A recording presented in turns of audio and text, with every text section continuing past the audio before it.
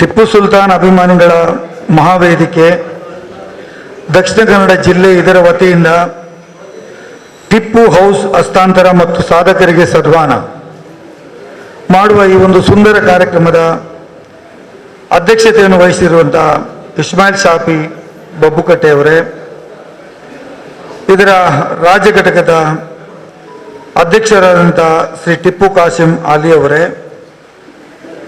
ವೇದಿಕೆ ಮೇಲೆ ಉಪಸ್ಥಿತರಿರುವ ಎಲ್ಲರ ಹೆಸರುಗಳನ್ನು ಸ್ವಾಗತ ಭಾಷಣದಲ್ಲಿ ಪ್ರಸ್ತಾಪಿಸಿದ್ದಾರೆ. ಮತ್ತೆ ನಾನು ಅದನ್ನು ಪ್ರಸ್ತಾವನೆ ಮಾಡಲಿಕ್ಕೆ ಹೋಗುವುದಿಲ್ಲ.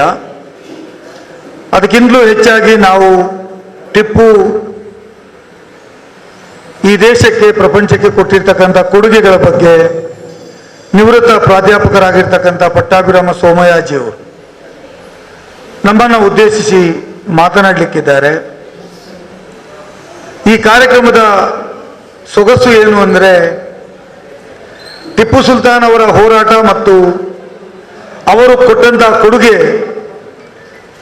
ಈ ಸಮಾಜಕ್ಕೆ ಅದು ಅತ್ಯಂತ ಅನುಕರಣೀಯವಾಗಿರ್ತಕ್ಕಂಥದ್ದು ಮತ್ತು ಸಮಾಜದ ಬೆಳವಣಿಗೆಗೆ ಅದೊಂದು ಮಾರ್ಗದರ್ಶನ ಆಗಿರ್ತಕ್ಕಂಥದ್ದು. ಟಿಪ್ಪು ಜಯಂತಿಯನ್ನು ಕರ್ನಾಟಕ ರಾಜ್ಯದಲ್ಲಿ ಸರ್ಕಾರದ ವತಿಯಿಂದ ತೀರ್ಮಾನ ತೆಗೆದುಕೊಳ್ಳಬೇಕು ಅಂದಾಗ ನಾನು ಕರ್ನಾಟಕ ರಾಜ್ಯ ಸರ್ಕಾರದ ಒಂದು ಭಾಗವಾಗಿದ್ದೆ. ನಾನು ಸರ್ಕಾರಿ ಮುಖ್ಯ ಸಚೇತಕನಾಗಿ ಕಾರ್ಯನಿರ್ವಹಣೆ ಮಾಡ್ತಾ ಇದ್ದೆ.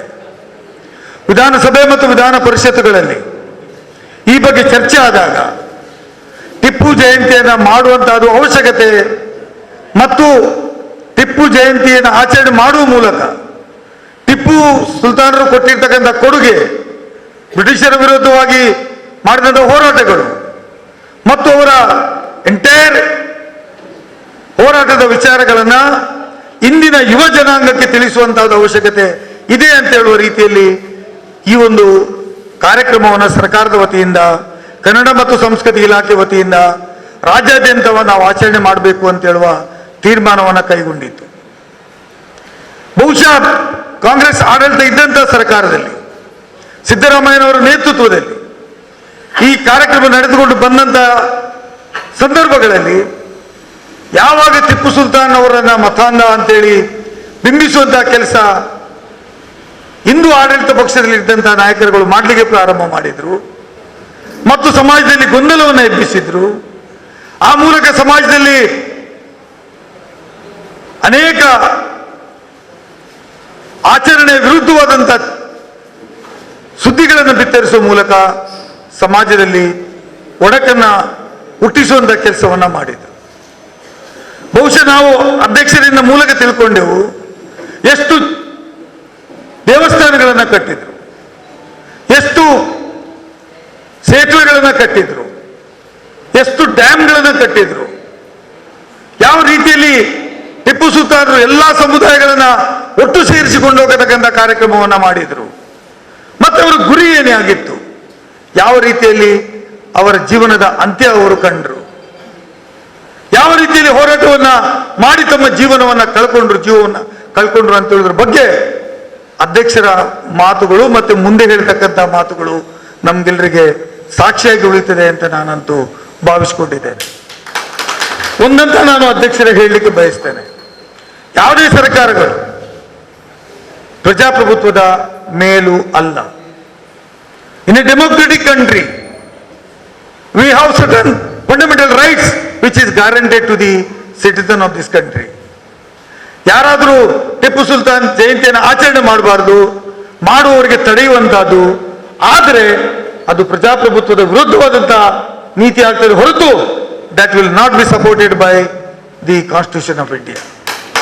ಹಾಗಾಗಿ ಸರ್ಕಾರ ಮಾಡುವುದು ಮಾಡದೇ ಇರುವುದು ಚುನಾಯಿತ ಸರ್ಕಾರದ ತೀರ್ಮಾನಗಳು. ಒಬ್ಬ ಸರ್ಕಾರ ಮಾಡಬೇಕು ಅಂತದೆ, ಇನ್ನೊಂದು ಸರ್ಕಾರ ಬಂದಾಗ ಬಹುಮತ ಇರ್ತಕ್ಕಂಥ ಸರ್ಕಾರ ಬೇಡ ಅಂತ ಹೇಳುವಂತ ಹಕ್ಕು ಯಾವಾಗ ಚುನಾಯಿತ ಸರ್ಕಾರಕ್ಕೆ ಇದ್ದೇ ಇರ್ತದೆ. ಹಾಗಾಗಿ ಅದು ಒಂದು ಭಾಗ. ಆದರೆ ಟಿಪ್ಪು ಸುಲ್ತಾನ್ ಬಗ್ಗೆ ತಿಳುವಳಿಕೆ ಕೊಡುವಂತಹದ್ದು ಇವತ್ತು ಪಠ್ಯ ಪುಸ್ತಕಗಳಲ್ಲಿ ನಾನು ಓದ್ತಿರುವಾಗ ಸೋರ್ಡ್ ಆಫ್ ಟಿಪ್ಪು ಸುಲ್ತಾನ್ ಅಂತ ಮಾತನ್ನ ಹೇಳಿದ್ರು. ನಾವು ಹಿಸ್ಟ್ರಿ ಸ್ಟೂಡೆಂಟ್, ನಾನು ಆ ಬಗ್ಗೆ ತಿಳ್ಕೊಂಡಿದ್ದೇನೆ, ಆ ಬಗ್ಗೆ ಓದಿದ್ದೇನೆ. ಪ್ರೆಸಿಡೆಂಟ್ ಕ್ವಶನ್ ಅಂಡ್ ಆನ್ಸರ್ ಮಾಡಿದ್ದೇನೆ ಎಕ್ಸಾಮ್ಗಳಲ್ಲಿ. ಆ ಮೂಲಕ ನಾವು ಟಿಪ್ಪು ಸುಲ್ತಾನ್ನ ವಿಚಾರಗಳ ಬಗ್ಗೆ ತಿಳ್ಕೊಂಡು ಸಮಾಜಕ್ಕೆ ಮುಂದೆ ನಾವು ಪೀಳಿಗೆಗೆ ಹೇಳುವ ರೀತಿಯಲ್ಲಿ ತಿಳ್ಕೊಂಡು ಬಂದಿದ್ದೇವೆ. ಹಾಗಾಗಿ ಚರಿತ್ರೆಯಲ್ಲಿ ಇದ್ದದನ್ನು ತೆಗೆದು ಟಿಪ್ಪು ಸುಲ್ತಾನ್ ಇರ್ಲಿಲ್ಲ ಅಂತ ಹೇಳಿ ಬರೀಲಿಕ್ಕೆ ಹೋಗ್ತಾರೆ ಇನ್ನು ಮುಂದೆ ಗೊತ್ತಿಲ್ಲ ನನಗೆ. ಅದು ಸಾಧ್ಯವಾದರೆ ಅದನ್ನು ಮಾಡ್ಯಾರ. But history will remain as A history of this country. ಚರಿತ್ರೆ ಈ ದೇಶದಲ್ಲಿ ಅದು ಚರಿತ್ರೆಯಾಗಿಯೇ ಉಳಿಯುತ್ತದೆ. ಯಾರು ಮತಗೋಸ್ಕರ ಅಧಿಕಾರಗೋಸ್ಕರ ಏನಾದರೂ ಸುಳ್ಳು ಪ್ರಚಾರಗಳು ಮಾಡಿದ್ರೆ ಅದು ತಾತ್ಕಾಲಿಕವಾಗಿರ್ತಕ್ಕಂಥದ್ದು, ಅದು ಶಾಶ್ವತವಾಗಿ ಉಳಿದಿಲ್ಲ ಅಂತ ಹೇಳುವುದನ್ನು ತಮ್ಮ ಗಮನದ ತರಲಿಕ್ಕೆ ಬಯಸ್ತಾ ಇದ್ದೇನೆ.